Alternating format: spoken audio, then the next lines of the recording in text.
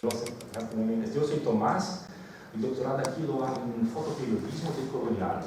Entonces, buscando un poco entender cómo podrían ser los colectivos fotográficos, como Ruido aquí de Barcelona, por ejemplo, vectores de una narrativa, de un discurso decolonial.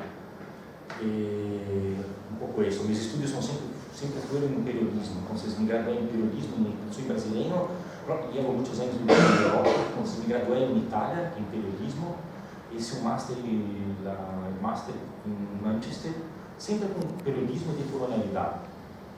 Y ahora en Barcelona eso, son la mitad más o menos del doctorado. Yo soy Esteban Bosco, yo soy profesor aquí en Miami y también en Flaxo, Brasil, en la Facultad Interamericana de Ciencias Sociales del Campus de Brasil, la sede de Brasil. Soy sociólogo, soy migrado con una maestría y doctorado en Brasil, en São Paulo. Y bueno, he trabajado en otros países también, en Alemania, en Inglaterra. Y estoy aquí en Barcelona hace 12 meses, poco más de un año. Mis temas de investigación son comunicación intercultural, decolonialidad y antropoceno. Tres grandes, postcolonialidad o decolonialidad. Hay dos vertientes, bueno, hablaremos de eso a lo largo del semestre.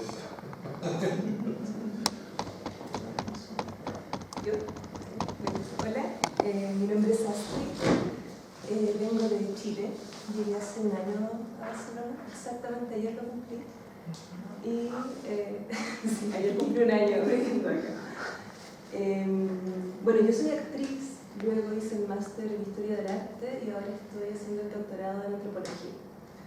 Entonces es un camino medio sinuoso, pero una de las tres cosas de lo que estoy investigando ahora que son narrativas de memoria en performance ligadas al mar en Chile. Y bueno, son narrativas de el pueblo afrodescendiente ariqueño, el pueblo Selknam en el sur de Chile, Argentina, y mujeres y disidencias en la zona centro de Chile. En eso.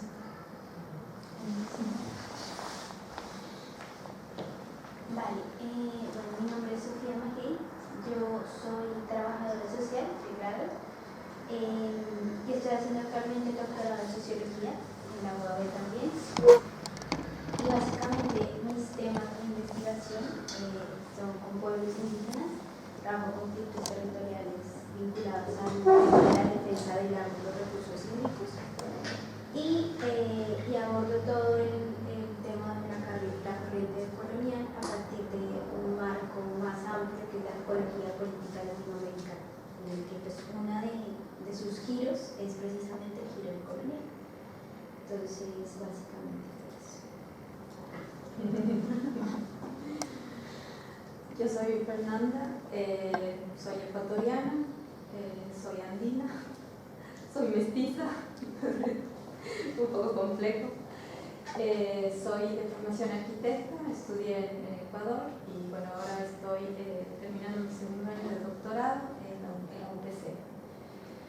Bueno, mi doctorado es un poco complejo en realidad porque abordar el urbanismo desde el pensamiento decolonial es bastante complejo. El objetivo de mi tesis es identificar patrones espaciales que devienen de los saberes de los pueblos. Entonces es como plantear eso a arquitectos aquí, ¿qué me estás diciendo? Pero bueno, lo voy logrando y creo que sobre todo este año para mí ha sido bastante, digamos, sobre todo me he interpelado a mí misma, ¿no? Porque en realidad en América Latina igualmente vivimos la colonialidad del saber en la universidad, en donde todo lo que se plantea aquí luego es trasladado a América Latina, América del Sur. Entonces, primero interpelarme a mí ha sido mi punto de partida y luego rescatar algunas nociones espaciales, temporales que vivían en mí y que en la formación académica, quizás sobre todo en la universidad, fueron como anuladas o sea, porque no se puede hablar de una manera o rescatando nociones temporales para construir, para entender una vivienda. Entonces, ha sido, en todo caso, o sea, mi punto de partida, vuelvo y repito, ha sido una interpelación a mí misma. Y de ahí, pues, continuar.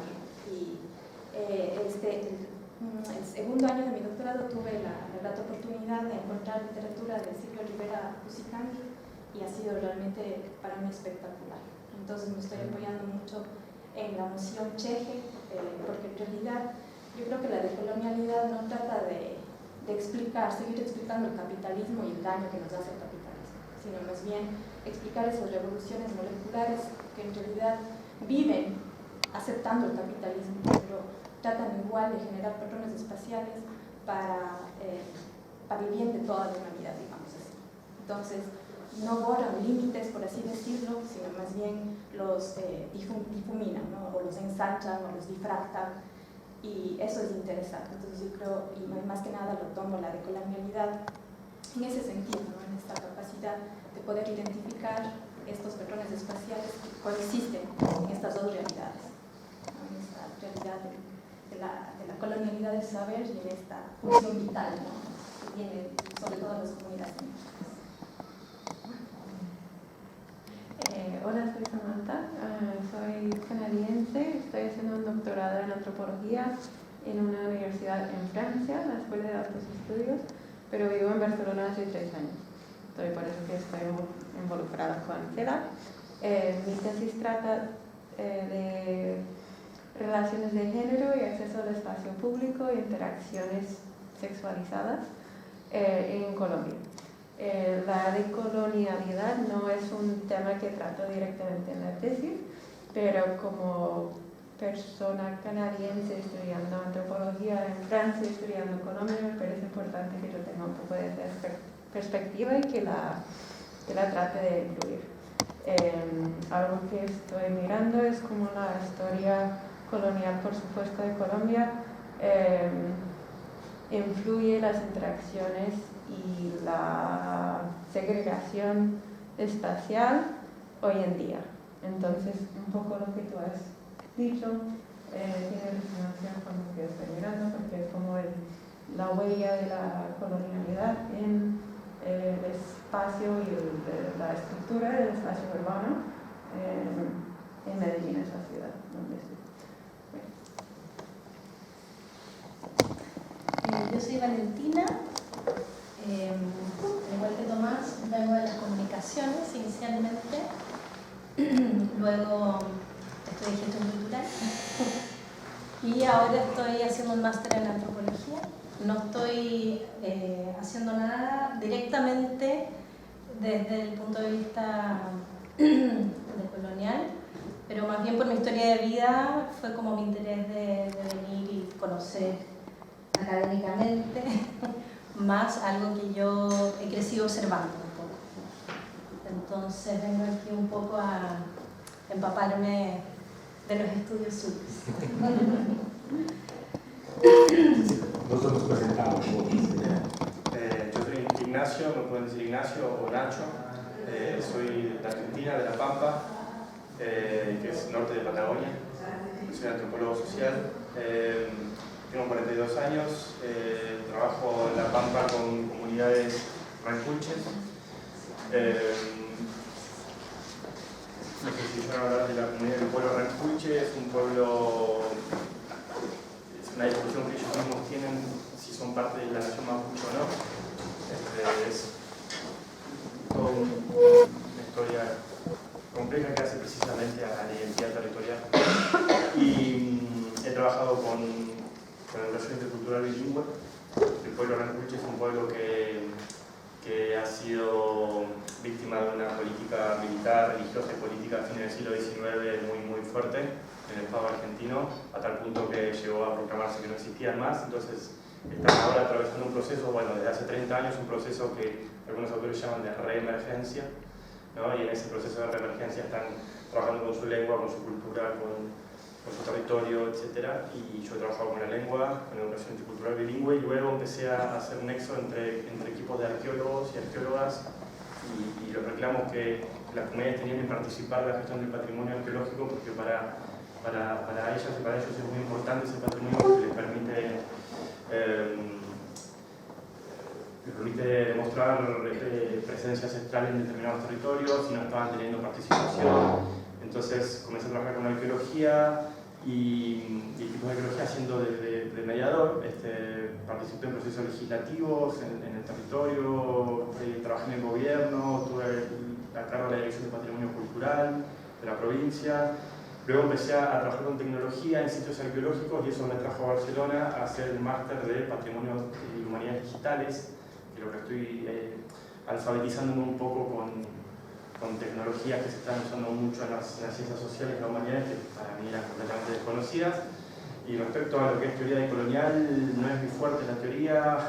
He leído Cusicanqui, he leído Mignolo, Quijano, Gustavo Verdecio, que es un amigo de Uruguay que ha trabajado con Mignolo en Michigan, pero no, me identifico un poco con tus palabras, como que lo siento un poco que lo he vivido, que lo vivo desde mi lugar tan marginal como es la Pampa, la Patagonia Argentina, y estaba buscando colegas y un lugar desde donde empaparme un poco, porque desde que llegué a Barcelona me siento en un lugar muy extraño, desde el punto de vista académico, trabajando con tecnología y con gente muy interesante y muy linda, pero siento que me falta un poquito más de pensamiento crítico.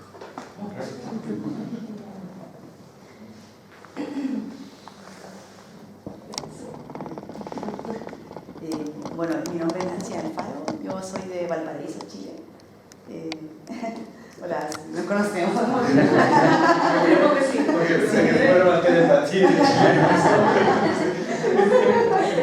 Sí, participábamos en un colectivo cultural con la ASI en Valparaíso, nos conocimos en el estallido social, como en ese contexto, como un colectivo cultural. Y la verdad es que a mí la colectividad siempre me llama. Yo estoy acá haciendo un doctorado en ciudadanía e inclusión social. Y cuando la ASI me dijo que existía este espacio, bueno, sí, quería mucho participar, porque en el fondo tiene que ver un poco con lo que tú decías de tejerse latinoamericanamente. Yo creo que cuando la primera vez que vine a Barcelona me apareció esta identidad latinoamericana que quizás ni siquiera ya la había sentido. Sí, que tiene que ver con la diferenciación, ¿cierto? Como con esto de que uno se encuentra con otra cultura y empieza también a encontrarse con su propia identidad. Así que, bueno, en eso estoy en tercer año y ahí avanzando. Creo que recién estoy entrando en la teoría crítica latinoamericana, porque la exclusión social nace, bueno, en Francia, pero yo leí y decía, pero esto es tan diferente a nuestra realidad. Y ahí empecé como a meterme curiosamente, siempre con la curiosidad, pero también con los temores, bueno, estamos en un contexto europeo, sin saber bien cómo insertar esta mirada. Y en eso estoy, con ese proceso de construcción, construyendo ahí la teoría, el trabajo de campo ya lo hice, ya vengo con todo eso, así que ahora estoy ahí en la construcción teórica, así que me parece súper interesante este espacio colectivo. Así que les agradezco. Bienvenido. Gracias. Entonces, mira, la idea de hacer ese repaso histórico es de verdad importante, ¿no? Porque me parece que todos nosotros llegamos a la decolonialidad ya un poco tarde, ¿no? Entonces, volver atrás, entender eso me parece de verdad importante, ¿no? Interesante también. Incluso para comprender una dimensión práctica de eso, ¿no? Cuando venimos a Europa, sobre todo, ahí que nos damos cuenta de este pasado que no es tan pasado así, ¿no? Este pasado que aún ecoa, ¿es eso? ¿Ecoa? Que aún hace eco en las percepciones del otro y de sí mismo, ¿no? La idea sería entonces esa, ¿no? Leer un texto al mes. Ese mes empezamos con César y ahí pensamos en los próximos, una cronología, ¿no? Tal vez Fanon y siguiendo uno después de lo otro, sin hacer, ¿sabe? Cronológicamente, los 60, los 70, los 80, los 90, y empezar a entender de que cuando llegue en Latinoamérica, ese pensamiento, hay ya muchas cosas por detrás, ¿no? Desde antes. Y nos parece importante César por eso, porque tal vez el primer libro tuve mucho impacto en el mundo académico y no solo académico, no político también, ¿no? Sí, cualquier área político también. Exacto, de ser. Non so, avete leído, como parecía, es potente, ¿no? Es mucho un reflejo de su tiempo también, ¿no? Porque hablamos de un libro que fue publicado pocos años después de la guerra, muchos pocos años después, ¿no? Entonces, es un momento muy diferente, ¿no? De lo que vivimos hoy. Entonces, para mucha gente puede parecer un poco agresivo también el texto, ¿no? Como paragonar Hitler con los otros, y cosas que para los otros tal vez son más claras, ¿no? En Francia incluso lo prohibieron, ¿no? Lo publicó. Sí. Lo quemaron y todo, porque era un poco... Y Fanon también, ¿no? Solo fue publicado porque Sartre ha logrado encontrar una publicación clandestina. Y eso me parece importante, si queremos empezar con el texto, ¿no? Cuando ya en su primer capítulo, cuando empieza, es muy claro cuando dice que hay dos grandes problemas, ¿no? Dos principales problemas a los cuales su existencia, la civilización occidental, a dos grandes problemas, como dice allá, que es el problema del proletariado y el problema colonial. Hoy tal vez podríamos poner muchos más de problemas, pero empieza todo ahí porque también viene desde la mirada de la teoría crítica, ¿no? Entonces es natural también, ¿no? que viene mucho al proletariado, a todo eso, pero lo que me gusta mucho en el primer capítulo es que ya pone las cosas claras. Mira, el problema es eso, la civilización occidental es indefensable, no hay como defender, y ella crea su propio fin. Eso me parece un punto importante, ¿no? para empezar.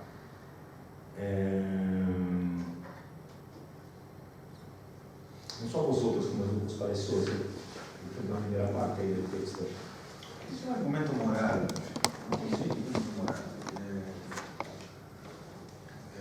la crítica de la cosificación, la crítica de lo que viene de Marx, el efecto de deshumanización. Es posible hablar, básicamente, como yo lo veo, es que cómo es posible reivindicar una humanidad para sí, al mismo tiempo que la niega al otro.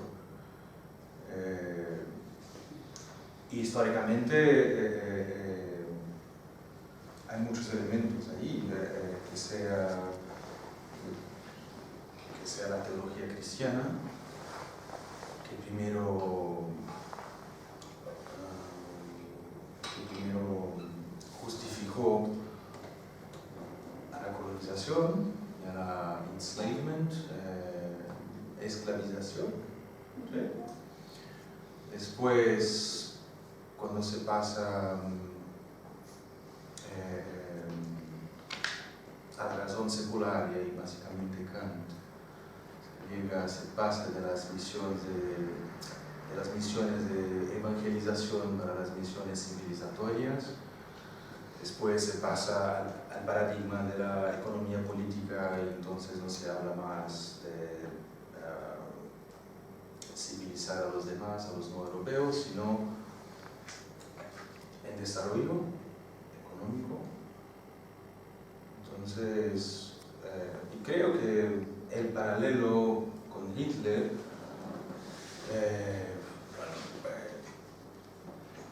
es posible desvincular el experimento de fundar una orden política basado en el principio de la raza, de la experiencia de la colonización. Es posible eso. La raza como un fato social total, ¿no? Como dirían los ucranianos, es un fenómeno moderno. No es algo que existía antes. Basar la constitución construcción del orden social en la raza. Entonces, creo que esta analogía es invertir, ¿no? Es invertir, ¿sí? Invertir. Mirar al fenómeno del nazismo a partir de la experiencia europea fuera de Europa. Sí, y de hecho escribe claramente que en el fondo lo que no se le perdona a Hitler no es el crimen en sí, sino es el crimen contra el hombre blanco. Y eso un poco, aunque no lo dice de manera explícita, sí va delineando el contorno de que es imposible separar en la construcción social de la raza del colonialismo como tal, porque es el crimen contra el hombre blanco lo que él referencia, y lo hace hojas antes de decir para él qué es colonización, ¿no? Y dice como que es la cabeza de la barbarie en una civilización de la cual puede llegar en cualquier momento la pura y simple negación de la civilización. Y es el hecho de que en este texto, como bien lo dice mi compañero, es una cuestión moral, o sea, no es la colonización, es solo la cabeza, y es lo que intenta descifrar con ejemplos muy crudos, que no solo es el de Hitler, sino más adelante va a ser más ejemplos de barbarie, que tal vez para nosotros latinoamericanos la mayoría lo vemos un poco, siento yo que naturalizado, en el sentido de venimos de barbaries continuas, pero claro, en Europa no, o por lo menos no para la historia que ellos se cuentan, que es también algo que critica él. Y la cuestión de esto es que él va a la corrosión del espíritu, de cómo no se trata solo de aquello que hicieron en la conquista, o que hicieron, ¿no?, también en África, en Asia, sino también el hecho de qué llevaban dentro para hacerlo. Y por eso dice que son insalvables espiritualmente. Y lo hace para hacer un paralelo en el sentido de los otros, los que fueron colonizados, no es que no fueran bárbaros, porque se le critica y él mismo autorresponde esa crítica. Me dicen que si al caso no había barbarie antes, y él no niega que no haya barbarie, sino el hecho de que los otros que fueron colonizados han sido tan masacrados que ya no quiere volver a su pasado, sino lo que quiere es un nuevo futuro, y eso implica reevaluar ontológicamente el ser, ya ni siquiera epistemológicamente, sino ontológicamente lo que somos, cómo somos, qué hacemos, cómo actuamos. Y creo que ahí, en ese punto fundamental, que no quiero decir que sea el único, radica la fuerza de lo que luego se va a conocer como de colonialismo. No se trata de solo conocimiento, de cómo construimos conocimiento y para qué lo usamos, sino realmente quién está construyendo el conocimiento, ¿sí? Y creo que eso es mucho de lo que los pueblos originarios, pero también otras colectividades van a denunciar en Latinoamérica, y es: no me sirve que me reconozcas como tal, sino que o cambiamos todos o realmente el patrón no va a cambiar, la matriz y la lógica no va a cambiar.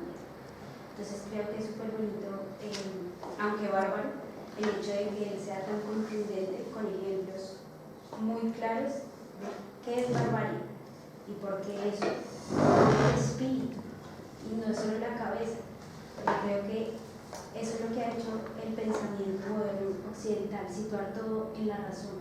O sea, metafóricamente se sitúa en la cabeza, y resulta que ahí no va, sino vamos a otras partes que son importantes, que guardamos en el corazón como seres humanos, que es la humanidad. Y bueno, yo dejaría porque si no me la... Hay una cosa muy interesante, leí esos días, nunca había pensado en eso, ¿no? Que en el doctorado ahí leyendo un poco de la historia de la fotografía, hay una profesora en los Estados Unidos, Ariela Zulay se llama, y dice algo muy interesante que hay que aprenderlo aquí, porque la representación de los otros hasta la primera ya empieza, la segunda es muy claro, los corpos negros, indígenas, son quebrados como no son cuerpos enteros, están siempre ahí malos, es una representación muy negativa, ¿no? Pero cuando llega la guerra, la segunda sobre todo los ingleses necesitaban de los africanos para luchar. Entonces empiezan, por la primera vez en la historia de la fotografía, a tener los cuerpos de los africanos enteros, como soldados, juntos a los soldados británicos. Y es importante porque tal vez ese libro que está aquí, si no la próxima vez lo traigo y envío el grupo, hay unas fotos muy interesantes de niños de 10 años en Kenia, mirando la publicidad del ejército inglés y ven un negro ahí, por la primera vez, un negro con la ropa igual a los ingleses, igual a los indianos, igual a los árabes. Y eso es importante porque empiezan a mirarse, dice Azulay, es la primera vez que yo miro una foto y ve a él mismo como un humano. Entonces tal vez lo inglés mismo empezó a poner una semilla ya, que 10 años después llega eso, el discurso sobre el colonialismo y ese tipo de pensamiento, ¿no? Es interesante porque es un poco como devolver, entre comillas, la humanidad a lo colonizado, porque necesitas tú, no porque eres bueno ni nada, porque necesitas soldados, ¿no? Para morir para ti.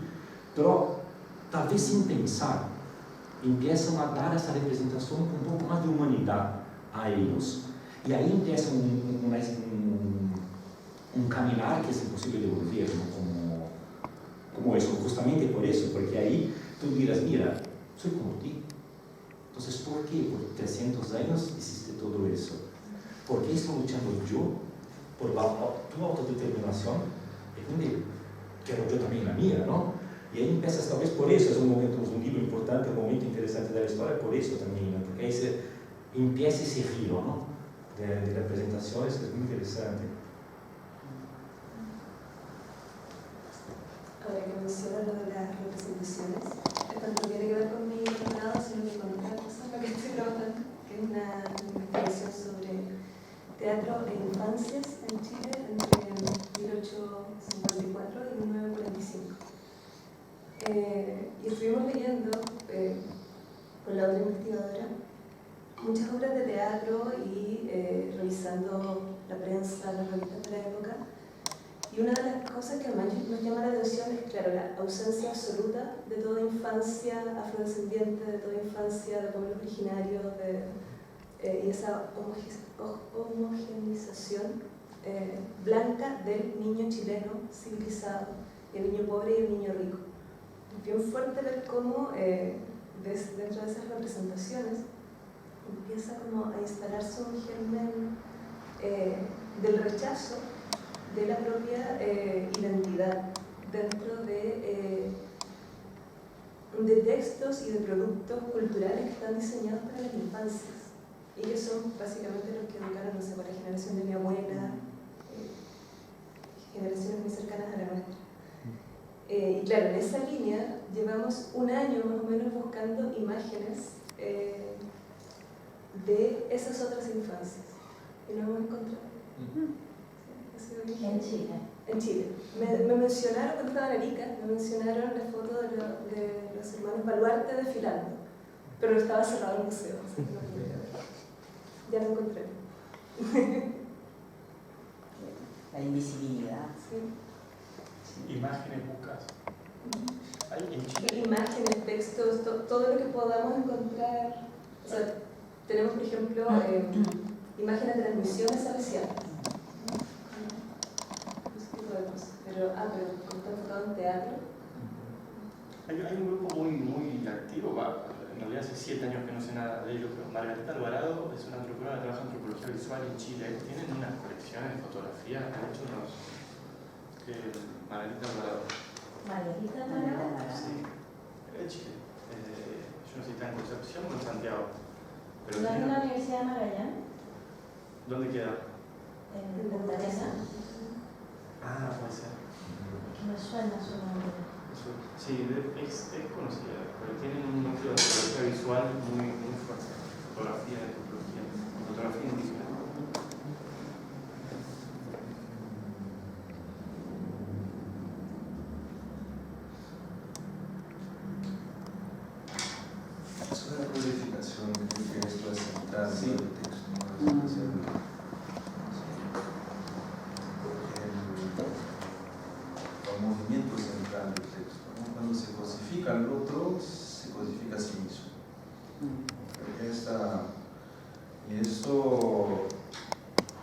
este movimiento pendular de la cosificación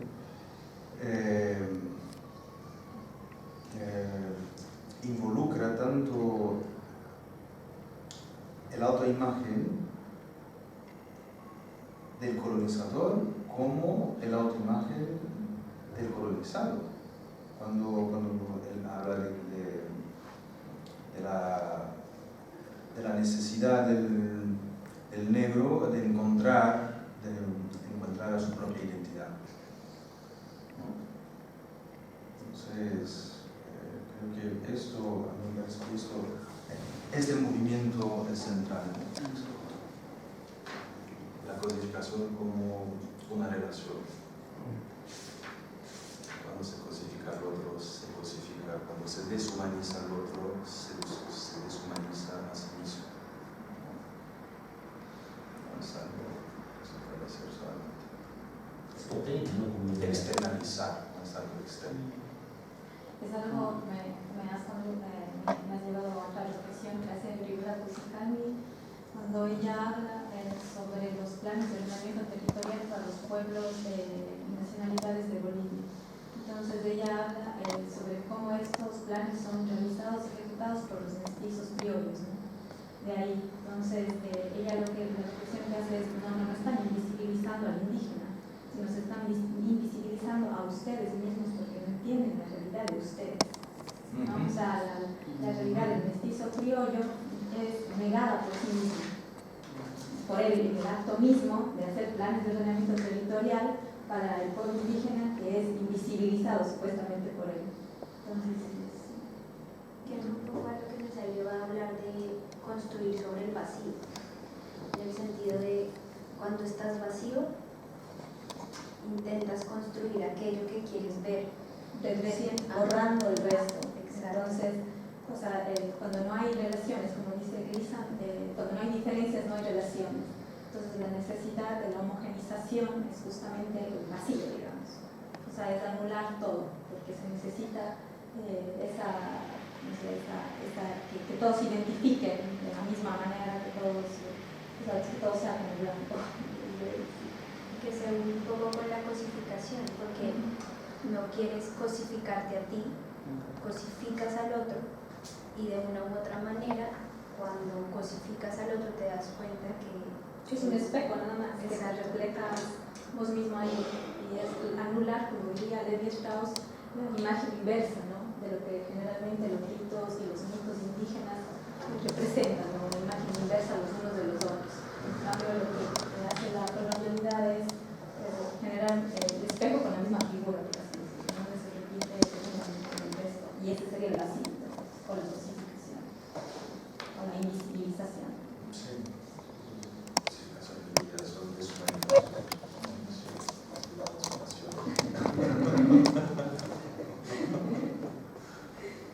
Es interesante porque es hasta el punto que el colonizado acepta, en muchos casos, ¿no? Esa posición, esa narrativa que cuenta sobre ello mismo, ¿no? Entonces, es muy interesante eso, porque aún hoy, ¿no? Pasado todos esos años, todos esos debates académicos y todo, y no sé, en Brasil es muy claro, ¿no? Sobre todo la zona donde estamos nosotros, que es súper europeizada, de inmigración alemana, japonesa, italiana. Hablar de eso con la gente es difícil, ¿no? Sí, la comunicación tal vez sea, no sé, uno de los puntos más importantes del libro. Sí, creo que eso es mi lectura, esa es la tesis esta duda hermenéutica de la cosificación. Cuando cosifica al otro, se cosifica a sí mismo. Cuando uno se aliena del otro, se aliena de su propia identidad. Solo así se puede hacer sentido, por ejemplo, el tipo de conexión, me parece, que él establece entre el nazismo y la experiencia colonial. En este tipo de movimientos, cuando el proceso de cosificación del otro a lo largo de 3 siglos, 4 siglos, se convierte en un impulso político, moral, existencial, ontológico, en parte de Europa. Esto adentra el orden político.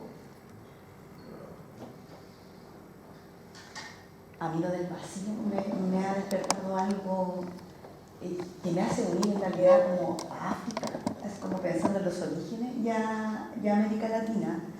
Yo me acuerdo haber ido a Marruecos y yo haber quedado como asombrada con las similitudes que yo encontraba de los discursos como más indígenas respecto de la ontología del ser, como de esta pérdida de la espiritualidad que habla el texto, porque ellos se consideraban tierras bereberes, como hombres y mujeres libres antes que llegara la colonización, y eso significaba estar conectado con la tierra, con el cielo, con la naturaleza, con otra forma de ver el mundo. Y claro, llega la colonización y en el fondo como que los desconecta del espíritu. Por eso hago este similitud, porque recuerdo haber escuchado un documental, un documental que hablaba que justamente las culturas mapuches hablan de que nosotros, los mestizos que no nos conectamos con nuestro origen, en el fondo estamos desconectados de nuestro espíritu, porque para ellos somos espíritus encarnados en la tierra. Entonces, al estar desconectados del espíritu, estamos desconectados de nosotros mismos. Eso es lo que me despierta esto del vacío, porque claro, es un vacío bien existencial. Yo misma lo estoy viviendo, bien existencial. Bueno, soy mestiza, no me gusta esta cultura, pero bueno, ¿desde dónde me sitúo entonces si no es desde acá? Creo que esa pregunta, por lo menos yo la veo en Chile, que está siendo colectiva. No sé, pues estaba en la Katia Araujo, una socióloga, habla como de una crisis socioexistencial, así como que en realidad es existencial. Y que la transformación es profunda, porque es como esto de que dicen ustedes, y es del vacío que me hace dar mucho ruido, del vacío y de la ontología del ser. Sí, y de hecho, pues ahí en algún momento de esta parte del texto, que igual es un libro bastante amplio, habla sobre Marruecos y sobre cómo el proceso de colonización hizo que dejaran eso que era sagrado, y luego, aunque él lo menciona muy brevemente en otros textos que he tenido la oportunidad de leer, precisamente lo retoma necesario en el sentido de en qué medida cuando se intenta erradicar la espiritualidad, que es parte como de esa colonialidad del ser, del saber y demás, lo que se está intentando es desacralizar el entorno para poder explotarlo. Porque, claro, no lo va a decir Césaire en ese texto, pero sí a él lo van a citar mucho como fuente de, claro, para el humano lo que consideramos sagrado es intocable. O sea, sí. Entonces, y eso pasa mucho con los pueblos originarios. Si para ellos es sagrado la laguna se cuida. Cuando se radica todo su pensamiento o se reduce, se cosifica a cosas muy ritual, es estético, ¿no? y es folclórico, lo que se está haciendo en realidad es quitarle valor de lo sagrado. Y por eso, por ejemplo, una de las cosas que va a mencionar es que otra de las creaciones importantes de la modernidad occidental va a ser la nación, el Estado-nación. Identidad. Y claro, esa construcción de nación implica una sola identidad. Y a la final esa identidad no está arraigada al territorio, sino a unos valores concretos de ciudadanía, que son valores, no son territorio. Entonces, se vuelve, y él lo hace solo para ejemplificar cómo la conciencia burguesa, porque claro, lo que decías al inicio, él denota dos problemas, el colonialismo y el proletariado. Entonces, si en su texto va hablando de la burguesía, cómo la conciencia burguesa tiende a desacralizar eso, quitarte lo que para ti es sagrado, para convertirlo en una idea vacía. Entonces, los valores de ciudadanía, pues si no se miran en el contexto, pues son vacíos. Igual que la lucha y la bandera política de libertad, igualdad y fraternidad. ¿Libertad para qué? Porque, digamos, es muy, digamos, en el tema de comunicación, yo soy asombrada de cómo los medios de comunicación, tanto la derecha como la izquierda, los progresistas, los conservadores, todos hablan de libertad, todos. La libertad parece como una idea baúl, ahí todo cabe. Entonces es eso, creo que a eso era lo que él y otras personas como Silvia, que ella se reconoce como mestiza y entra en este mismo bucle de, bueno, yo desde que estoy hablando, o sea, al final yo soy mestiza también. Entonces, mis raíces aymaras no están tan presentes. Entonces ella tiene que hacer toda una reconceptualización de lo mestizo y reivindicarlo como una identidad y no como una cuestión, una construcción externa, sino es una identidad. Bueno, yo lo que entiendo es, lo que propone Silvia Rivera es, que ella tiene mucha, digamos, hay parte, o sea, ella se les reconoce como mitad indígena y mitad blanca, entonces no es que está ausente el mundo indígena en ella, sino que bien reclama igualmente a cómo en algunas condiciones igualmente no le, o quizás su mamá no le transmitió lo que debió haberle transmitido del mundo indígena, ¿no? Y ella luego cómo va recuperando de toda su experiencia, ¿no? De su vida. Entonces, y yo creo que es algo que quizás nos pasa a todos, ¿no? Porque igual hay muchas nociones, en mi caso quichuas, ¿no? Pero al mismo tiempo los quichuas, o sea, llegamos a ser quichuas porque los incas nos conquistaron, pero antes de la conquista de los incas había, o sea, éramos muy diversos, también había muchos ayllus en la sierra, pero también muchas poblaciones diversas en la costa y en la Amazonía, ¿no? Entonces es un mundo súper conflictivo porque depende de la parte de la que eras, entonces no solamente tienes nociones quichuas, sino también cañaris, tienes de sáchila, bueno, entonces es una infinidad de mezclas, ¿no? Entonces recuperar todo eso lo hacemos a través de los recuerdos, de lo que nos dijo la abuela, de lo que nos repite el padre, entonces es ese recuperar, ¿no? Todo ese bagaje que está en nosotros, pero que la formación nos ha borrado. El mestizaje, la idea de identidad, porque se generan textos, se eliminan nociones que no tienen valor alguno. Entonces luego, cuando te das cuenta, me tengo que reconstruir y tengo que salvar la mitad de mí que me ocultaron, que me negaron, ¿no? Porque igual los idiomas indígenas pues fueron prohibidos, ¿no? O simplemente, en algunos casos no prohibidos, pero era un sentimiento de inferioridad. Entonces el padre, la abuela no querían que el hijo hable el idioma indígena porque eso le hacía de menos, ¿no? Entonces le restaba. Entonces, como luego nos damos cuenta que debemos rescatar y que en realidad tenemos esa parte indígena que todavía pervive. Así no hablemos correctamente los idiomas, pero hay palabras que todavía nos hacen sentir, ¿no? Y cuando hablamos rescatamos algunas palabras quichuas, el quichua es metafóricamente muy potente. Entonces, cuando nos referimos a una noción, a una palabra, y cuando alguien nos pregunta qué significa, me pasa al menos a mí, es como que no puedo explicarlo porque es un sentimiento y es un sentimiento corporal. Entonces, pero es que no puedo, es como, ¿qué hago? O sea, entonces, esa parte yo creo que tenemos que, en el caso de los mestizos, lo que Silvia Rivera hace es, a través de ella misma, de su propia experiencia, ¿no? Hacernos un llamado y sacudirnos, ¿no? O sea, es que no es, o sea, somos mitad indígenas y mitad blancos, entonces, y lo que ella también reclama es al mestizo, ¿no? El mestizo es un indígena colonizado, o sea, un poco para llevarlo al extremo, pero es un poco rescatar, ¿no? Lo que a mí un poco he podido, digamos, aprender de la creación de nuevas identidades. ¿Perdón? La creación de nuevas identidades, las identidades perdidas, digamos. Bueno, en realidad el término de identidad mismo es algo impuesto, ¿no? Entonces, y por ejemplo, el ser mestizo mismo sería varias identidades.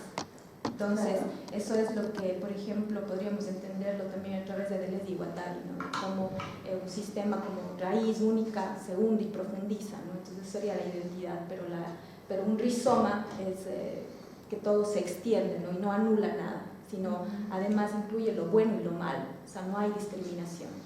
Entonces yo creo que esa también es la idea del mestizaje, ¿no? También. Y lo que nos enseñan también los pueblos y nacionalidades indígenas, porque en realidad la colonización, pues ellos lo aceptaron, pero lo aceptaron para continuar, o sea, no oprimidos, ¿no? no oprimidos como la resistencia de que sí están aplastados por el poder. En realidad creo que esa resistencia más bien es entretejerse desde el saber corporal de ellos y salir y seguir adelante, ¿no? Construyendo en el lugar que ellos se encuentren, ¿no? Defender la tierra, porque defender la tierra es defender su cuerpo. O sea, cuando hay estas manifestaciones por el agua, en realidad que sí, que es defender no solamente como algo que está externo, sino es defender prácticamente el cuerpo, ¿no? Porque ellos se sienten como nuestro sistema nervioso es de hilos, entonces es como que prácticamente esta pulsión vital es que viene desde adentro mismo, ¿no? Y esta necesidad de que estos hilos que somos los humanos, ¿no? Continúa hacia afuera, ¿no? Y esa es la noción de Pacha también, ¿no? Espacio-tiempo. No había distinción entre hombre y, o sea, cultura, naturaleza no existía. Entonces, yo creo que todavía los pueblos indígenas nos enseñan todavía o nos interpelan a que activemos esa conexión corporal, ¿no? No solamente que vayamos a un territorio a observarlo, o sea, sujeto-objeto, sino que entremos en relación ahí, ¿no? O sea, esa yo creo que es el llamado que están haciendo los pueblos y nacionalidades indígenas en el mundo, ¿no? Más allá de identificarse, ¿no? De reclamar una identidad, porque en realidad el indígena en sí mismo es una construcción, es una estratificación de tiempos, espacios, o sea, hay mucha historia ahí, o sea, tampoco es que una nacionalidad, si bien puede ser definida como tal, pero es una construcción igual súper compleja, porque los indígenas siempre estuvieron en continuo movimiento, ¿no? O sea, los andinos en continuo entrelazamiento con los amazónicos, los amazónicos en continuo entrelazamiento con los costeños, o sea, entonces no, tampoco se puede hablar de categorizar o no sé, identificar, o sea, también es un error, por así decirlo, ¿no? O sea, sellar, identificar a cada pueblo y nacionalidad, ¿no? Sí, en eso sí que es cierto, el tema de las identidades, como que no son esenciales, no se pueden esencializar. Sin embargo, yo sí creo que en el proceso de llegar a ese punto en el que nos reconectamos con el otro, la otra, con el movimiento de la tierra, que ellos lo hacen a través de la danza, del canto, de la medicina, o sea, que realmente es lo que muchos van a hablar como telúrica, y es los movimientos, las energías que podemos sentir en el lugar en el que estamos, pero también que pasan por el cuerpo, es lo que te refieres. Sin embargo, lo que voy es que yo sí creo que se van como fortaleciendo los procesos identitarios como medio y no como finalidad. Yo creo que la finalidad no es que me reconozcan a mí como mestiza o a ellos como indígenas, porque a la final eso es una barrera, es una frontera étnica, ¿no? Tú eres mestiza, yo soy indígena, por ejemplo. Pero sí siento que ha sido un medio para, digamos, ir subiendo como a esos escalones vamos a llegar a un punto en el que no sean necesarias las diferencias étnicas, pero mientras llegamos a ese punto es necesario que se reconozca una identidad para que se me respete. Y creo que eso es lo que ha pasado en el interior de los estados, que si ha sido efectivo, ¿no? Muchas críticas, como bien lo mencionas, creo que sí, muchas críticas hay sobre qué entendemos por identidad, cómo consideramos que eso es así y siempre ha sido así, y no es así. Pero sí he visto que muchos de ellos, sí, dependiendo, o sea, cuando son luchas directas contra una institución del Estado, si a mí me dices indígena, ¿por qué? Porque ese es su lugar de iniciación, mientras logran como que no sea necesario, pero como es necesario, como el Estado adquirió unos compromisos para protegerles, digamos que sí es una herramienta, y creo que eso han hecho no solo los pueblos originarios, sino en realidad muchas colectividades, utilizar las mismas herramientas del Estado contra el mismo, porque igual es lo que hay. Entonces el tema de la identidad, la verdad es que sí es un tema súper complejo, pero siento que es necesario abordarlo como un medio. Sí, o sea, yo no estoy en contra, digamos, de la identidad como religión, que es lo que plantea de Sigotari, sino la identidad como forma de un rizoma. O sea, yo no lo digo como categorización, sino más bien como identificación. El identificar tu raíz, que no está identificada porque está con el tiempo ha estado dominada, ha estado sincretizada, etc. Y tú como persona tienes una identidad con un nombre, digamos, con una categoría, pero no la sientes de esa manera. Y eso no solamente desde el punto de vista indígena, o sea, a mí me sucede hoy con diferentes nacionalidades, donde me dicen, tú eres esto. Y digo, no, no es lo que yo siento. Entonces a eso voy, desde un ánimo de la categorización, como lo explicaba Sofía, sino más bien de la identificación, de la creación de nuevas identificaciones respecto al proceso que tú has descrito. La finalidad es que no sea necesario identificarnos. O sea, creo que ese es el ideal, ¿no? O identificándote seas capaz de generar nuevos encuentros. Sí, eso es. Yo creo que es que tiene que ver mucho con el territorio. Sí. O sea, el poder identificarse, aunque claro, es complejo, porque, digamos, como tu caso, que pudiste un poco comentarlo la última vez que nos vimos en este mismo espacio, es complejo cuando habitas y eres de muchos territorios, que aparte todos tienen sus particularidades. Pero creo que tiene que ver más con un arraigo territorial al que sea o a los que sea. Sí, o sea, sí, eso en realidad es indiscutible, creo yo, porque hasta yo misma me siento, o sea, soy ecuatoriana, pero me siento andina también. O sea, soy una persona de total, por así decirlo. Claro, y la región andina también. No, yo también soy andina, la verdad. Sí, Bogotá cae sobre la cordillera. Entonces yo me identifico un poco, ¿sabes? Sí, o sea, es una necesidad, ¿no? Es una necesidad porque igualmente estás ahí y conoces, te acoplas, has vivido, has crecido, entonces. Pero eso no significa que niegue o que sea incapaz de estar en otro lugar. Pero siempre te va a marcar, digamos, vas a ser atravesado, ¿no? por esa condición, ¿no? Y es un poco lo que mencionabas, cuando se sale como de este lugar donde te puedes identificar y llegas a un nuevo lugar, parece que tendiera esa identidad a reforzarse cada vez más. Que es súper extraño, pero sí es cierto, uno no se siente de su país hasta que no sale. O no se siente latinoamericano hasta que no te enfrentas a un escenario donde hay otras identidades.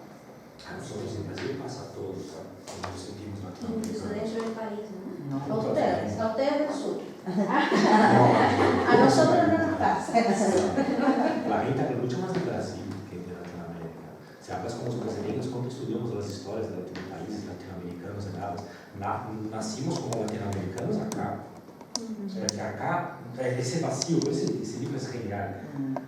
Nos categorizan, nos cosifican como latinos. Porque, por ejemplo, yo vengo de una zona muy italianizada, no son muchos italianos allá. Y tú hablas con la gente, ¿y tú qué eres? Soy italiano. Digo, tú no eres italiano. Tú cuando llegas en Italia, es como un venezolano, como un colombiano, como un mexicano, eres un latino, pero allá no. Nosotros hacemos la pasta, hacemos vino, entonces somos italianos, ¿no? Es interesante como estructura. Era un poco antes de este libro, Edward Du Bois, era un sociólogo negro-americano, norteamericano, estadounidense.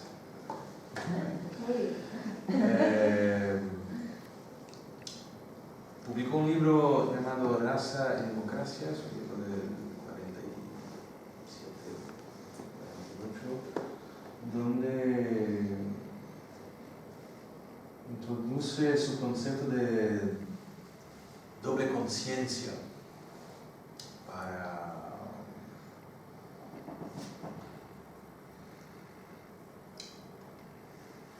describir, para comprender este fenómeno del colonizado o del tipo de conciencia política que tenemos en las Américas, que es algo que es de un lado que está territorializado, que es parte de la experiencia en el Nuevo Mundo, pero hay también una parte de la conciencia y de la autoimagen que es idealizada, este origen europeo idealizado. esta tensión entre un origen idealizado y un origen adquirido. Y este concepto se aplica también a negros estadounidenses, se puede también aplicar a negros brasileños, a pueblos, a varios grupos culturales en Latinoamérica, me parece. Incluso en Canadá, si pensamos, ¿eres de Quebec? No, de Vancouver. Okay. En Quebec hay esta tensión, ¿no? Entre un origen francesa idealizada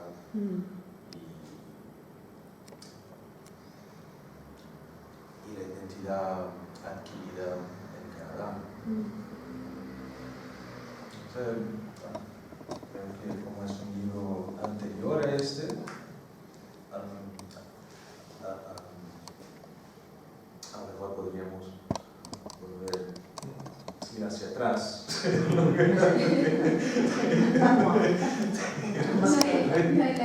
Al origen del origen.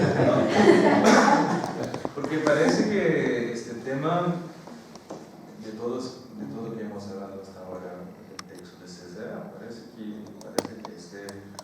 el tema de esta incertidumbre identitaria de aquel que fue colonizado, o de los pueblos herederos de los tiempos coloniales.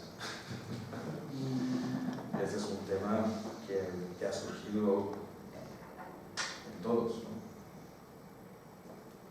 Es muy interesante porque cuando aceptamos la idea de ser latinos, estamos ya aceptando la colonialidad, ¿no? Entonces nos esforzamos contra no soy occidental, soy latino, pero ahí nos afirmamos dentro de la trampa occidental, ¿no? De la trampa. Es uno de los libros que yo pienso que tendremos que leer en el futuro, que es La Guerra de América Latina de Mignolo, ¿no? Sí. Mucho de eso. No caemos en muchas trampas, pero creo que no me Eso es interesante porque es muy frecuente eso, ¿no? Yo soy latino, por eso no soy americano, no soy europeo, soy latino. Americanos Pero somos.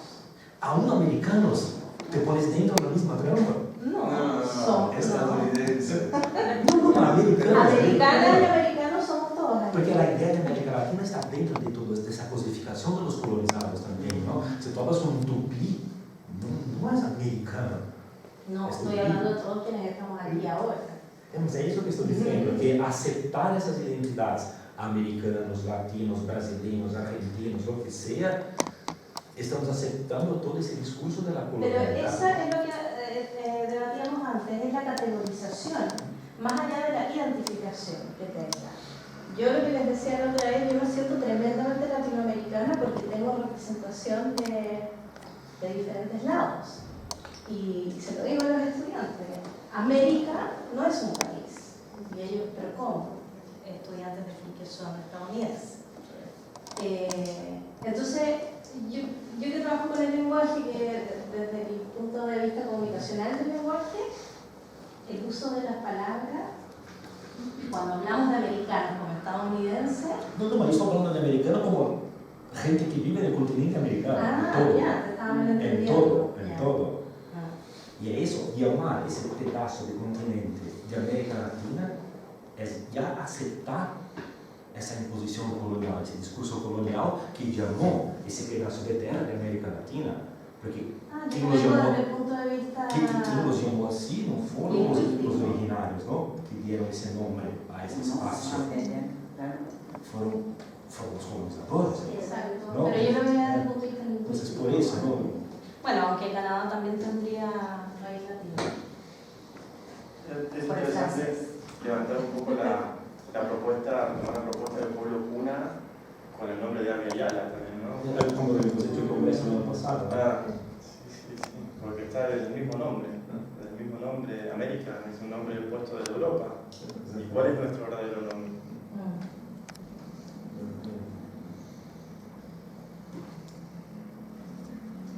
¿Cuál es? No lo sé, pero creo que la propuesta de Abya Yala está un nombre más propio, por lo menos. Ya que el tema de la cosificación, no leí el libro, pero entonces lo planteo a modo de pregunta. Porque en el proceso colonial, el cosificar, el fetichizar y el mercantilizar los cuerpos y la naturaleza es como parte, ¿no?, de un proceso, de un mismo proceso. Entonces, no les he escuchado mencionar todavía algún abordaje económico del libro, porque cuando se habla del libro de cosificar, ¿se habla de mercantilizar también? ¿Se habla de convertir mercancías en los cuerpos, naturaleza?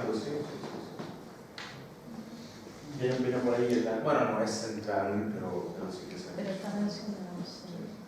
Estás más mencionado más que todo, no hay otros que hablan más específico de eso, ¿no?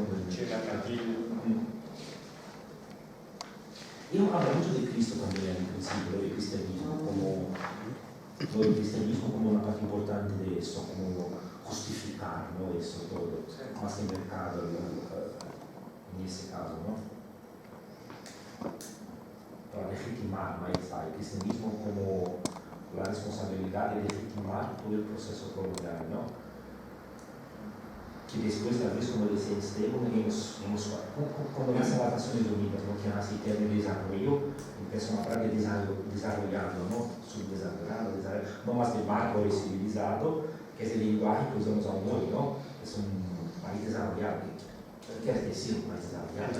La lógica economicista, ¿sí? Antes es muy interesante. Para justificar, para legitimar.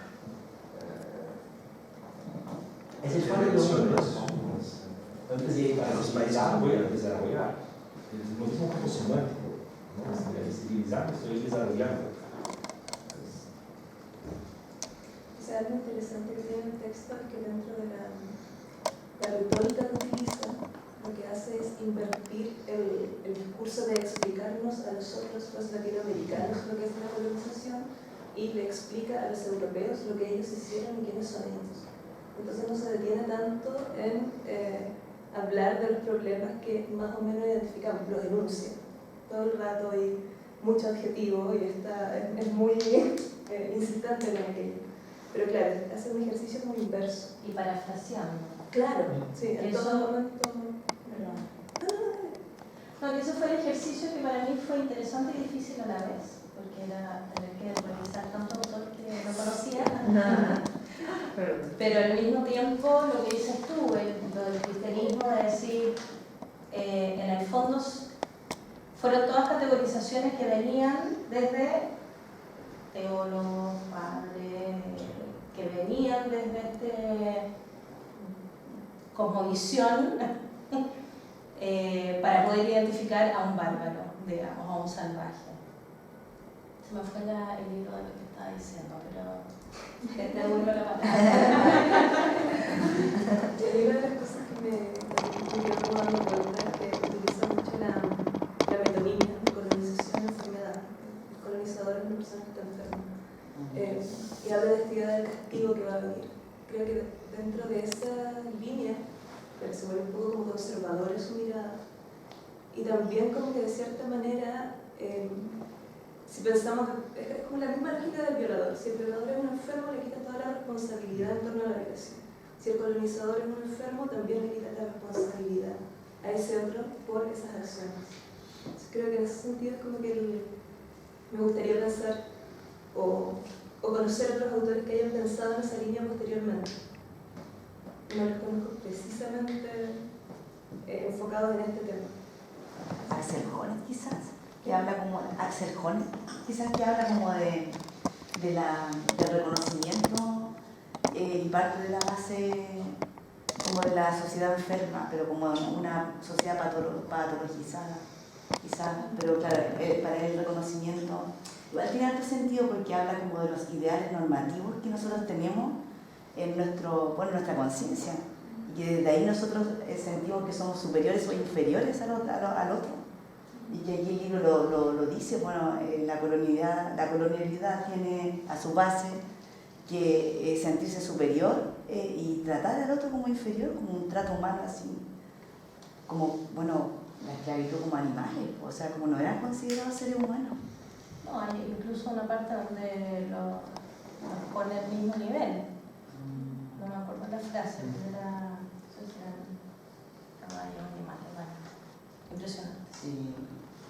Pero que si uno se contextualiza en la época, dice, ¿qué tan aberrante habrá sido esa frase en ese momento? A mí eso como que me raya un poco, es decir, hoy me escandaliza, pero en ese tiempo no escandalizaba. Ya, era naturalizado. Era naturalizado, claro. Por ejemplo, yo enterarme de la capoeira, que nace en un movimiento ahí como de la resistencia a la esclavitud. Claro, cuando uno mira hacia atrás empieza a encontrar estas historias que te hacen sentido, porque uno lo ve, claro, es un baile como de lucha, pero en realidad tiene todo un trasfondo de por qué nace la capoeira. La santería brasileña en candomblé hay un montón de ejemplos de cosas que hacen por eso, ¿no? Franz Fanon es muy potente para eso. ¿Cómo? Franz Fanon, que fue uno de ellos, precisamente. Hay un libro de Pele Branca Máscara Negra, en portugués. La blanca máscara negra. Sí, que este lenguaje, esta terminología en los 50 sí que está muy influenciada por el psicoanálisis.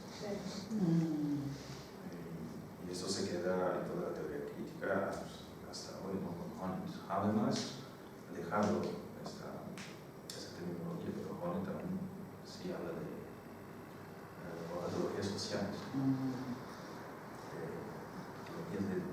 ¿Es de reconocimiento o no reconocimiento? Entonces, es una terminología muy marcada de él. Sí, hay un estadounidense igual que se llama Richard Seller, que efectivamente, pero él lo lleva más al tema de clase social. Como que habla que el daño que hace a las personas finalmente esto es que te priva de tu reconocimiento interior. Como que ese es el daño más profundo, como el sentirte no reconocido interiormente. Y parte con la falta de reconocimiento del otro, pero en el fondo es un sentimiento de inferioridad a propósito de vivir sintiéndote inferior a los demás. Hay una otra que la conocí hace poco tiempo en otro grupo de estudios de fotografía de narrativas anticoloniais. Es un grupo de Pernambuco, en Brasil. Se llama Ariana Zulay. Es una profesora estadounidense que habla de fotografía desde una perspectiva postcolonial. Es un libro muy interesante y es lo leí en inglés, Contrato Civil de la Fotografía, algo así. Habla un poco sobre cómo construimos una relación, ¿no?, las nuestras identidades. Y cuando termina el libro también va en dirección a eso, cuando habla de las naciones, ¿no?, que decías, Sofía, antes, que cuando habla de Roma también, que Roma al expandirse eliminó, apagó las barreras que la protegían, ¿no?, de los bárbaros. Eso me parecía también interesante, que esas otras culturas protegían a Roma, que las otras culturas protegían Europa. Entonces, de apagar esas otras culturas, tal vez Europa empezó a crear su fin, ¿no?, en un sentido. Eso me parecía interesante también.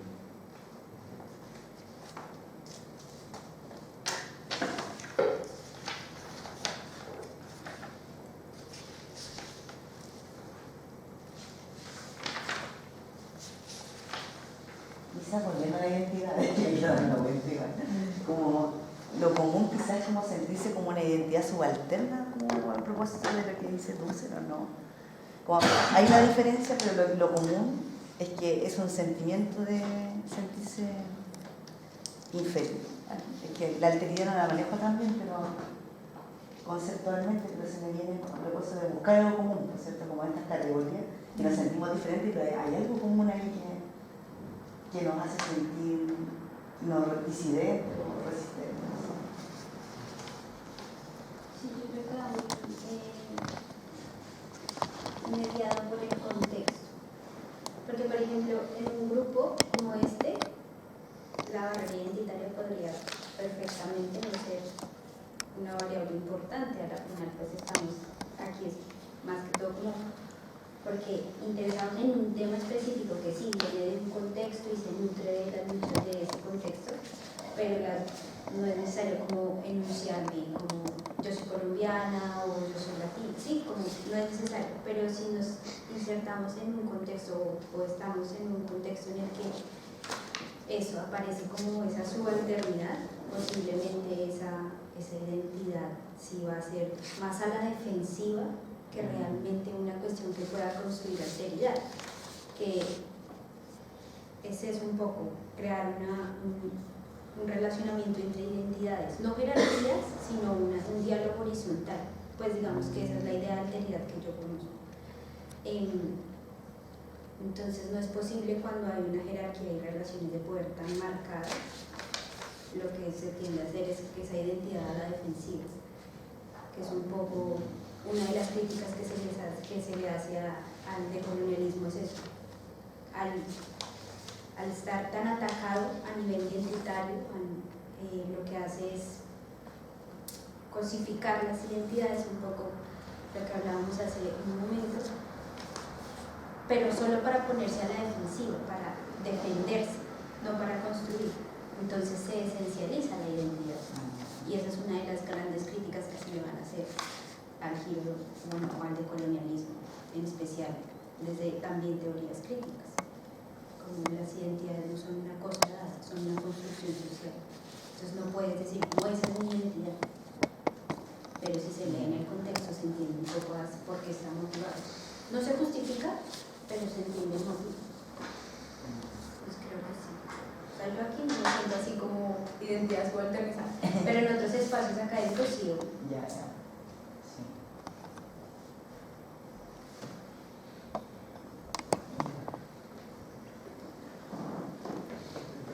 ¿Van a irse un poco del libro? ¿Cómo? ¿Van a irse un poco del libro? ¿O están girando toda la discusión en torno al contenido del libro específicamente? Sí. Claro, Pero si quieres decir algo, diga.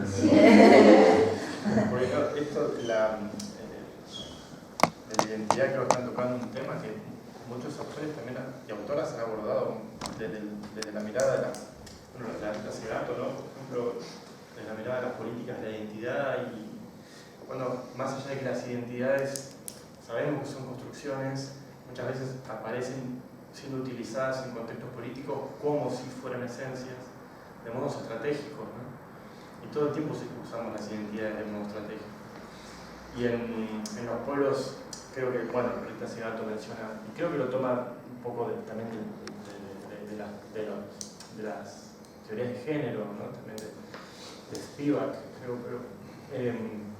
como vemos muchas veces en los pueblos indígenas latinoamericanos, esencializando al máximo la identidad, ¿no? Al máximo, porque en muchos contextos esa esencialización, un poco lo que decías vos hoy, ¿para qué?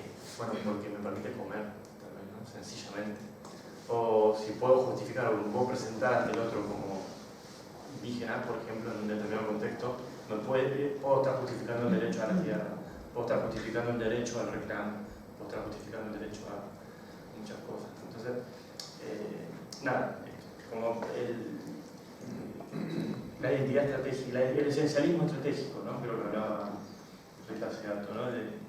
Eso depende de los contextos totalmente. y de cómo los Estados-nación te exigen ese esencialismo para poder validarte. Exactamente.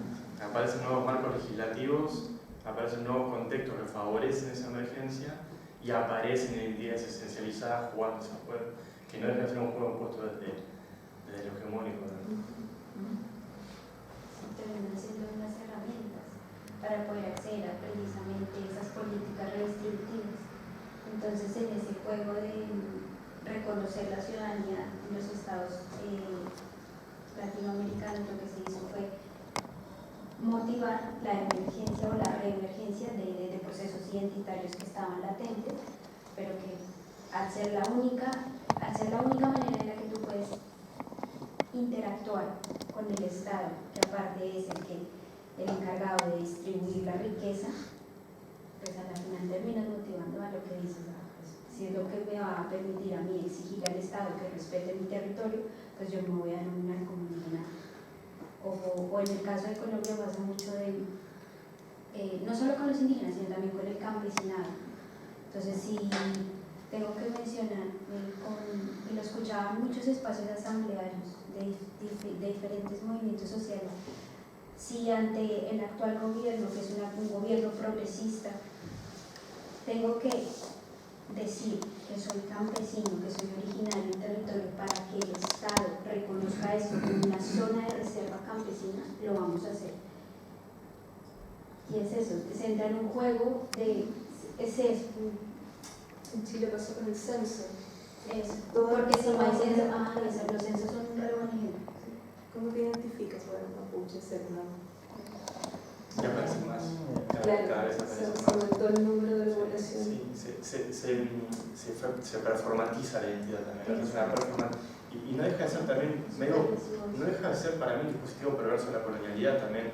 Lo que sucede muchas veces, lo que yo veo en mi territorio es que muchas de las personas reculche responden a este llamado del Estado y por ahí desde procesos muy desanclados de lo espiritual y la continuidad histórica, ¿no? De manera más, no sé cómo decirlo, más artificiosa, más. Y esto que termina generando es un desconocimiento muy fuerte de las miradas de la sociedad criolla, ¿no? La cosa de, voy a usar un término muy argentino, la cosa del indio trucho, ¿no? Como que tú no eres indio, tú eres un farsante, ¿no? Porque yo vi que te pusiste el poncho y la vincha para ir a reclamar delante del gobierno la tierra, cuando mi familia también hace 4 generaciones que está en esta tierra, somos criollos, y yo no me pongo el poncho y la vincha para ir a reclamar, y tú sí eres un farsante. Y la persona dice, no, bueno, pero es que todo me está diciendo que si soy indio voy a tener derecho a la tierra. Entonces, pues si me tengo que disfrazar de indio para comer, me voy a disfrazar de indio para comer. Y ahí termina generándose toda una cosa que yo estoy tratando de procesar todavía, ¿no? Porque a veces, y es muy difícil decirlo esto también, es muy políticamente incorrecto en muchos contextos, de ver como muchos militantes indígenas también, a veces yo siento que no aportan a la causa jugando ese juego muchas veces. Pero es muy complejo de decirlo y de pensarlo, yo lo estoy procesando. Es como institucionalizar la identidad para un fin específico. Pero hace poco vi en Brasil un músico blanco que en un contexto, no sé, lo vi a partir de una noticia, en un contexto como de reality. Él decía, yo me siento negro, o yo soy de esencia negra aunque es súper blanco. Y se hacía todo un debate de por qué esa frase era válida o no. Y era válida a partir del momento en que él esencialmente está en desacuerdo con lo que se plantea desde la blanquitud hacia la negritud y que a él le hace sentirse negro, siendo que físicamente o fenotípicamente no lo es. Entonces, ¿dónde está la validez de ese sentimiento? Y ahí vuelve el tema de la identidad. Cuando hablamos de identidad, lo hablamos desde la alteridad, desde una categorización del otro o de la otra. Pero ¿qué pasa con la esencia esencial, valga la redundancia, del sentimiento de esa identidad? Yo creo que a mí eso sí, es mi como pensamiento recurrente. Es el validar o no validar un sentimiento identitario en función de lo que tú ves. Eso igual responde al proceso de racialización, porque por ejemplo, yo creo que estaba en un conversatorio en Arica. Era una mesa de afrodescendientes y hablaban del problema de cómo en Chile se le exige al pueblo afrodescendiente ser negro. Tú eres demasiado blanca para ser negra, tú tienes el pelo liso, te faltan caderas, porque bueno, en Chile tenemos procesos de blanqueamiento y genocidio que son bien brutales también. Entonces, de cierta forma, esta idea, ese problema que estás planteando asociado a lo identitario también tiene que ver con ese racismo que tenemos internalizado nosotros mismos. Absolutamente. Yo soy mitad brasileña y viví los últimos 20 y tantos años en Chile. Y cada vez que yo decía que era brasileña, me decían, no, eres muy blanca para ser brasileña. Esa es la frase, pero la escuché 18.000 veces. ¿En Chile? En Chile. Es que en Chile tú puedes ver a una persona y le puedes decir negra como sobrenombre, Claro. pero no van a asumir, claro, cariñosamente, pero no van a asumir que esa persona pueda efectivamente ser negra. Sí. Hay una disociación que es muy...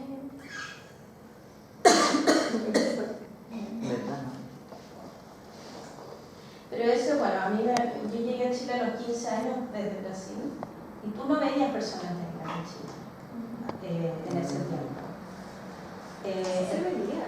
Se veían, pero la gente no los reconoce porque no tenemos... No, en comparación a cómo se veía en Brasil. Me falta esa parte. Una parte muy importante. Comparativo. Y efectivamente había, al menos en el círculo donde yo llegué, un desconocimiento de lo que era convivir con personas afrodescendientes que visualmente eran afrodescendientes. Y eso desde el año 94 a hoy es otra realidad. Y lo mismo con la identidad mapuche. Las personas a fines de los 90 evitaban vincularse a ser descendientes mapuches y hoy existe un orgullo respecto a eso. Y esa construcción que se ha hecho en muy poco tiempo a mí me parece genial. Encuentro que igual responde a la ley indígena, a la formación de la CONADI, a todo el aparataje. un montón de recursos institucionales, pero también activistas. O sea, lo institucional responde a un movimiento que nace. Claro, Yo creo que estas emergencias tienen que ser abordadas críticamente así, no dejando de reconocer tanto una cosa como la otra, ¿no? Que son emergencias que aparecen en contextos permitidos por los Estados-naciones, pero que no dejan de ser también emergencias indígenas, activistas, y que abren miles de posibilidades nuevas. ¿No? Creo que ambas cosas y otras que no debemos estar viendo. Y que tiene que ver también ese fenómeno en Chile con el fin de la dictadura y ese periodo de transición y esa como reemergencia de muchos problemas que habían estado por esos años ocultos. Y con las políticas multiculturalistas, porque claro, que son también un modelo que se apropió, por ejemplo, de Canadá. El reconocimiento del multiculturalismo en Latinoamérica viene de modelos del norte global, ¿no? Y lo que han hecho es precisamente eso, esta reemergencia de lo identitario, que igual, aunque que sí es, o sea, digamos, lo que acabas de decir, yo lo he escuchado en espacios asamblearios entre diferentes pueblos indígenas. Hacia afuera nos tenemos que tener marcadores culturales muy profundos para que se nos respete. Así, literalmente así lo dicen. Pero hacia adentro somos hermanos. Entonces, bueno, digamos que los espacios asamblearios a los que más asistí se dieron en un momento, por ejemplo, en Colombia, que era, tenemos un primer gobierno progresista, lo más de izquierda que podemos haber tenido durante nuestra historia como Estado, pero tenemos el ejemplo de Ecuador, de Bolivia, que en realidad los gobiernos progresistas debilitaron mucho el movimiento social. Entonces esa era un poco la reflexión que llevaban en esos espacios, qué vamos a hacer para no debilitarnos como movimiento social. Y se encontraban con eso, que de esa misma reafirmación identitaria lo que ha generado es divisiones al interior, que son muy difíciles de cuestionar en la medida en que desde fuera no se deje de incitar a eso. O sea, mientras el Estado siga creyendo que para tú acceder a tus derechos tienes que tener marcadores culturales, va a ser muy difícil que esa identidad tan marcada se vaya. Entonces de ahí el hecho de que se critique tanto esta matriz de reconocimiento y redistribución. Es que ya no sé, ese no es, o sea, el ideal no es ese. Y por eso decía antes, como el ideal es que en algún momento no tengamos que decirnos que mi identidad es esta, sino que podamos hablar como seres humanos, como lo que somos. Pero si el Estado no cambia las políticas, va a ser muy difícil que se haga el interior del movimiento. Las políticas indigenistas, no indígenas, sino las políticas indigenistas de los Estados nacionales latinoamericanos aportan mucho a la división interna, ¿no? Sí, romper los movimientos sociales. Romper los movimientos, toda su lógica individualista o a través de representantes o a través de otorgamientos de derechos de propiedad en tierra, a modo de títulos familiares o individuales, como ha sucedido en todo el siglo XX, ha sido devastador para el pueblo. Es bien complejo el tema. Sí, no, eso es complicado. Porque igual en la Amazonía habitan, ¿cuántos? Ahora hay como 15 pueblos y nacionalidades indígenas y en la Amazonía habitan 10. Entonces, claro, en la Amazonía, que está invadida de pozos petroleros, está ya todo bloques petroleros. Entonces es súper complejo también entender desde el territorio lo que viven los indígenas. Porque ahí también llega la propaganda del progreso y del desarrollo. Entonces el indígena también quiere que su hijo se eduque. Entonces, claro, si viene un petróleo, o sea, una concesión y le dice, o sea, te compro tu pedazo de tierra por tanto dinero, claro, el indígena, ¿qué puede hacer en ese momento? Entonces, ¿cómo vive? O sea, vive él también ¿qué hago? ¿No? O sea, ¿qué puedo hacer en este momento? ¿No? Entonces, es súper complejo también. Y claro, entonces, igualmente, o sea, el tema del petróleo es súper complejo, porque ahora igualmente ya no necesita mucha extensión de tierra, porque con la tecnología china, o sea, sí, es como que compra menos, pero explota más. Sí. Entonces es como, es muy complejo en realidad. Y el tema del Estado y la domesticación también de nociones que han sido ganadas, yo sí creo que hay mucho por los pueblos y nacionalidades indígenas. Al menos en Ecuador, yo creo que todos los paros y movilizaciones indígenas, o sea, movilizaciones que hemos tenido solamente para no privatizarnos, por ejemplo, ha sido por los, o sea, de lleno, 100% por los pueblos y nacionalidades indígenas. Porque claro, si se privatiza el tema del agua, por ejemplo, o sea, es que le estás quitando su propio cuerpo. Entonces el indígena sale a la calle, o sea, camina, si tiene que caminar 50 kilómetros, pues camina, y ha defendido, o sea, todas estas políticas neoliberales, o sea, que no llegaron muy fuertes al país, han sido por los indígenas. Por los indígenas no estamos privatizados, por los indígenas es que se ha conseguido el reconocimiento de ellos mismos en la constituyente, por los indígenas se ha reconocido a la naturaleza como sujeto de derechos, y claro, y el Estado lo que ha hecho es luego toda una política para domesticar todos estos conceptos, para apropiarse y utilizarlos como herramienta. Exacto, y ha generado todo esto. Y me alegra muchísimo escucharte que en Colombia, que va a pasar el mismo proceso que en toda Latinoamérica, con los gobiernos, es que estén ya pensando en cómo esto no les sucede en realidad. Porque además, claro, está Ecuador, está Bolivia, que son Brasil. Los ejemplos. Claro, pero con Brasil, es que yo a veces siento que hubo un proceso de exterminio mucho más profundo a nivel de la cordillera o las 3 cordilleras de los Andes, como el mundo andino fue profundamente invadido. Y creo que en Colombia el Amazonas no es que se mantenga, porque evidentemente no, sino es el hecho de que no hay como una profundización tan bárbara como se hizo a nivel andino. Entonces los pueblos que están muy cerca a la frontera con Ecuador han escuchado cómo se lograron muchas cosas, pero se perdieron otras. Entonces ellos están muy preocupados en el hecho de es preferible que ningún líder, por lo que yo escuchaba, es preferible que ningún líder trabaje con este gobierno, que el gobierno busque sus funcionarios, porque eso es una forma de debilitar el movimiento social, pues queremos que los líderes y lideresas trabajen dentro del gobierno, pero eso fragmenta porque a la final los estás convirtiendo en funcionarios públicos. Y ese no es como... Es que entonces ellos estaban muy preocupados y defendían mucho como a los mamos, a los taitas, los que tienen el conocimiento, ellos los defendían mucho. Y es súper bonito porque realmente nosotros celebramos mucho que ganara Petro y que ganara Francia, más que todo Francia, evidentemente, pero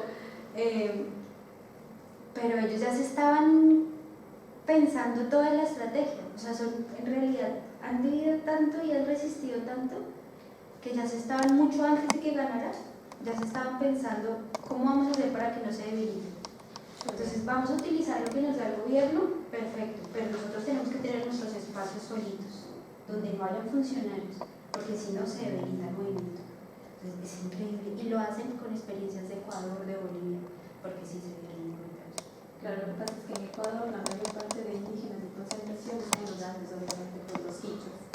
Los otros pueblos y nacionalidades, claro, al ser la andina, que está en la quicho, perdón, que está en los Andes, y tener 10 más pequeñitas, digamos, más complejas, entonces se supone, aunque no es tanto, es que los quichos, claro, al ser mayoría se organizaron más, pero también hay un papel fundamental los indígenas amazónicos de Shuar, por ejemplo, que también fortalecieron mucho a los indígenas andinos. Entonces es muy complejo. En las zonas urbanas también hay comunidades quichuas. En las zonas urbanas, o sea, Quito. Que recuerdo haber leído una investigación sobre teatro sobre comunidades quichua en Quito. bueno, la mayor concentración de indígenas está sobre todo al norte. Entonces, en la parte, bueno, es que hay diversidad igualmente, o sea, fuimos un poco como normalizados a través de los incas, de la conquista de los incas y de Egipto, pero los acabalos comunos, los cañarizorros, los arburos más abajo, hay mucha diversidad. Entonces, pero en la parte de Quito y la parte norte hay mayor concentración de indígenas. En el centro yo creo que no, porque ya en la ciudad, pero en las zonas rurales sí, hay concentración de Otavalo es una de ellas, que su centro urbano mismo está al lado de los Otavalos. Creo que es un claro ejemplo que todavía persiste en la ciudad misma, en lo urbano, el indígena. Entonces, la suerte pasó por Otavalo el 22 de junio. Oh. En el invierno. Ah, es el solsticio. Ah, es cierto. Una performance, precisamente. Claro, porque el sol y sí, el sol. Ah, sí. ¿Y qué baile? Sí, la fiesta del sol. Pero es igual, es que es súper complejo. Sí, es súper complejo porque igual el Estado y también, digamos, a través de la academia, lo que se hace es querer borrar todo lo que hace el indígena. Entonces, solamente por poner un ejemplo, los mercados que han sido concebidos como espacios abiertos y que han sido manejados sobre todo por las mujeres indígenas, porque ellas son las que tienen el conocimiento de cómo, incluso el intercambio colonial, cómo ese saber está ahí en la mujer. Los mercados como tales han tenido que ser borrados de las ciudades importantes y se han identificado las infraestructuras más modernas por el desarrollo de la ciudad.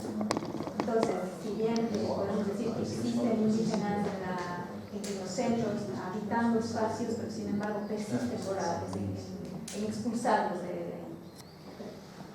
¿Por qué? Porque todavía el indígena en América Latina es sinónimo de inferioridad, lamentablemente. O sea, y eso tiene mucho que ver, claro, con el discurso del Tusitani, en que el mestizo es el que genera los planes de tratamiento y desarrollo del libro sin enterarse de nada.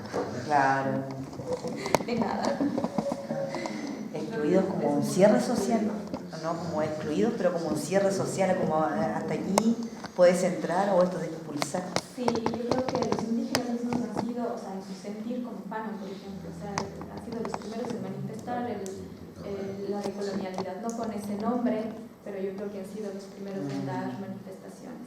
Y los mestizos, en cambio, lo que se ha hecho a través de la literatura es dar a conocer la opresión que supuestamente el indígena sintió, pero en realidad, si bien el indígena sintió opresión, siempre buscó o siempre tenía esa pulsión vital de seguir adelante, o sea, de convivir con estos dos mundos que chocaban, pero de seguir adelante.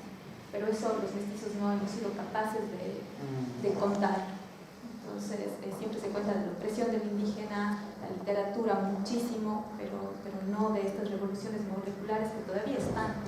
Y yo creo que ahí también la decolonialidad, aún desde la academia, es el error, porque todavía seguimos visualizándole, o sea, a pesar de que sean estudios decoloniales, seguimos visualizando cifras, estadísticas, y eso significa que estamos abriéndole la puerta al capitalismo, o sea, a ese mundo patriarcal, del patriarcado, ¿no? Entonces, siempre estamos insistiendo, pero nos olvidamos en realidad de entender cómo coexisten estos dos mundos, ¿no? Que chocan y de qué manera, o sea, cómo mostrar esto, cómo explicar. Entonces, yo creo que hay muchos estudios decoloniales que siguen siendo coloniales, pero completamente, o sea, yo tengo esto es un tema que me toca, es de la tesis, que es algo que está también en el texto de César, que es hasta qué punto es posible desvincularnos de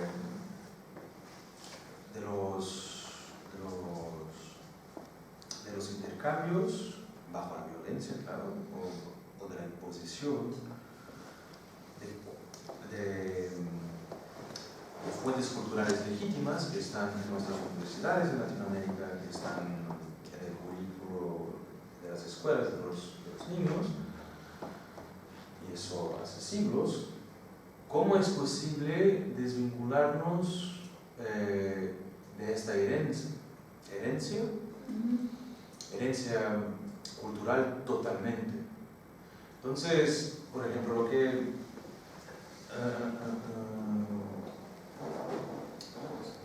y reivindicar una autonomía descolonizada del pensamiento total, porque lo que César hace allí, y es también lo que Dussel va a hacer después en México, es lo que Mignolo también hace, Quijano, etc., es utilizar algunos autores europeos para criticar a la dominación colonial europea. Entonces, es un movimiento interno de descolonización al mismo tiempo que se admite parte de la herencia que es imposible apagar por completo, porque eso es parte de lo que somos también. Entonces hay una tensión interna que creo que eso es, desde el punto de vista filosófico, esta es una de las contribuciones mayores, más grandes, de la crítica decolonial y postcolonial indiana también, ¿no? Que es intentar o navegar en esta línea tenue, que es de la reproducción de la herencia colonial comunal, que es parte de lo que somos. Es imposible desvincularnos totalmente de eso. Y por otro lado, utilizar esta herencia para no reproducirla. ¿No? Hay un juego. Bueno, es complejo. Yo creo que Quijano lo explica, ¿no? Lo explica a través de su concepto de la diferencia colonial. Sí, en donde perviven estas dos realidades. Entonces yo creo que estamos conscientes de que tenemos ya una herencia que no podemos borrarla, pero igualmente lo que tiene es que convivir con otras realidades también, ¿no? Entonces esto lo explica la diferencia colonial. Ahora, ¿cómo yo empleo, digamos, todo este concepto que ha sido muy útil para mí de la diferencia colonial? Lo llevo a la práctica, ¿no? Para que sea un poco, no sé, para que me pueda explicar. Los pueblos y nacionalidades indígenas de la Amazonía, cuando se las estudia, el habitar amazónico, los patrones espaciales amazónicos, hay muchos estudios, incluso de coloniales, que pues concluyen que hay que regresar a lo ancestral. cómo van a regresar a lo ancestral si ya el mismo indígena mismo ya no, ni nadie, o sea, no podemos regresar a lo ancestral, ¿no? Entonces, lo que trato es de aplicar justamente, digamos, el término de diferencia colonial, o cheje, que es lo que propone Rivera Cusicanqui, es de que haya un conocimiento local, un conocimiento ancestral, que ya tiene también, que se filtra, que se deja filtrar por estos conocimientos occidentales. Entonces, un poco lo que dije también en el libro, ¿no? Que no volveremos nunca al pasado y al presente que tenemos, ¿no? Claro. Hay que ir adelante y plantear un nuevo futuro, va a ser todo, ¿no? Volver al... O sea, no sé, yo creo que la reflexión es verle al pasado no de una manera nostálgica, sino de una manera prospectiva, ¿no? Porque en realidad, y yo creo que tampoco sería el extremo como de querer hacer un futuro, porque ahí estaríamos cayendo en la trampa del patriarcado, ¿no? O sea, occidental, porque el futuro es el desarrollo, el futuro es aquella utopía que nos pintan, que es el mañana, entonces es como que nos niegan el presente, o sea, no podemos vivir el presente porque estamos pensando en el futuro, en el mañana, que en realidad no existe, ¿no? Entonces el mundo andino ahí sí que podemos rescatar la noción del pasado del mundo andino, ¿no? Que en realidad es Kipa Pacha significa tiempo futuro, pero Kipa, o sea, en el mundo andino, ¿no? En Quichua, pero Kipa significa al mismo tiempo, atrás y adelante. Entonces eso significa un caminar mirando hacia atrás. O sea, pero no significa que yo me estoy yendo para atrás, sino simplemente estoy caminando sin olvidarme de lo que ya viví y de lo que viví, de mis errores, de las experiencias ahí que tengo que construir, viviendo el aquí, ahora, el acá, pacha, el futuro, ¿no? Construir ese futuro para poder continuar. Entonces, metafóricamente es lo que decía, o sea, el quichua es más potente que el castellano, ¿no? O sea, porque es complejo, o sea, el quichua es hasta cierto punto poético, ¿no? O sea, es que nos enseña también. Entonces, esas nociones yo creo que son muy importantes de rescatarlas, no con la intención de una nostalgia, sino de activarnos nosotros mismos, ¿no? Y es lo que dice también Deleuze y Guattari, ¿no? Hay que inventar nuevas nociones, pero más allá de inventar, yo creo que también podemos rescatar nociones, ¿no? Entonces, rescatar nociones de la multiplicidad que somos, ¿no? Rescatar, y yo creo que eso puede generar muchas reflexiones. Llegaremos en eso, ¿no? La idea de hacer la historia, el percurso histórico de la decolonialidad, es para llegar en esas discusiones más contemporáneas, ¿no? Que existen porque hicieron esas discusiones acá antes, ¿no? Entonces, como vamos ya hasta las 10:30 y tenemos que cerrar un poco todo, para la próxima, en esos próximos días, tampoco queremos que eso sea un peso para nosotros, ¿no? Tenemos ya que leer un montón, que hacer un montón de cosas. Entonces, tal vez elegimos unos capítulos, porque este libro es pequeño, lo podemos leer todo, ¿no? Franz Fanon, aquí, Edward Said, es un libro, ¿no? No vamos a llegar.